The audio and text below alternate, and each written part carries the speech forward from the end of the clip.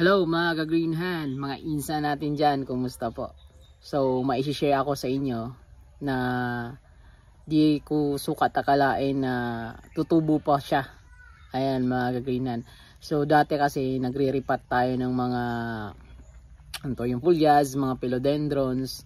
So may mga cuttings din tayo ng mga anthurium foliage na tinatapon na lang natin. Akala kasi natin na totally ano na siya, na decomposed or napiktuhan na talaga siya sa pagka-root rot. Ayan, so yung ginagawa ko talaga mga ka-green hand, hindi po talaga natin tinatapon yung mga waste natin.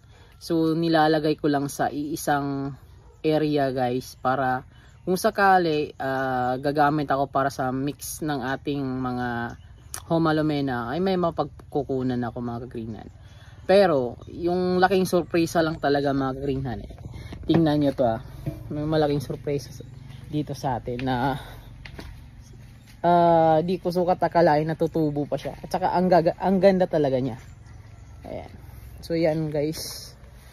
Ayan siya diba? Ang ganda niya. So guys, dito natin tinatambak yung mga nagamit na nating mga mix natin guys. Ayan sila So dyan, ayan po, may nilagay na naman ako dyan. So ito sila, dito ko nilalagay. Ayan, yung mga waste natin. Pero di ko sukat akalain na, ayan siya Ayan guys. Ang ganda niya, di ba? Akala ko nga magkaka-root rot na to kasi laging umuulan dito. Hindi naman siya nagka-root rot guys. Samantala yung mga inaalagaan masyado natin, nagkaka-root rot. Pero ito waste na natin to na meron pa dito akong nilagay. Ayan. So hinahayaan ko na lang yan. Diyan na muna siya. Waste na natin to na mga potting mix natin guys. Yan. Naka-mix na yan yung galing sa philodendron, galing sa anthurium. Kahit saan to. Dito ko nilalagay guys. So yun yung kagandahan nito is nagbigay siya ng magandang na-surprise tayo. Nakita ko to. Kanina lang nakita natin to guys. Yan. Ganda diba? So kaya isi-share ko na lang sa inyo ngayon. Kapag mayroon pa kayong mga cuttings dyan, hayaan nyo na lang siguro mga ka-green hand. Ayan. Yung ganyan. Lagay nyo lang dyan. Tutubo yan. Ayan. Tutubo yan. Magbibigay yan ng mas maganda pa. Tingnan nyo naman yung binigay nyo. Ang ganda talaga. Yan. Kaya the best po na wag natin itapon yung mga natin, yung mga waste. Iyaan lang natin yan, kaya baka kasi may bumalik, di ba?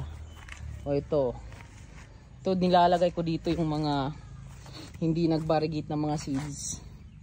Yan, pero ngayon medyo nagsibalikan na yung iba. Yan, yung mga green type natin, yan nilalagay lang natin diyan. Ito guys, ito yung ating albo na, kalimutan ko yung ID nito. Ayan, medyo mahal din to, rare din to guys.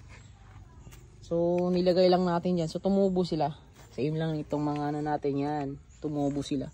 Kaya siguro natin sila dyan. Ganun naman talaga yung nature ng halaman, tutubo at tutubo yan as long as hindi nagagalaw. Ayan, yun yung parang medyo na natin guys, na experience.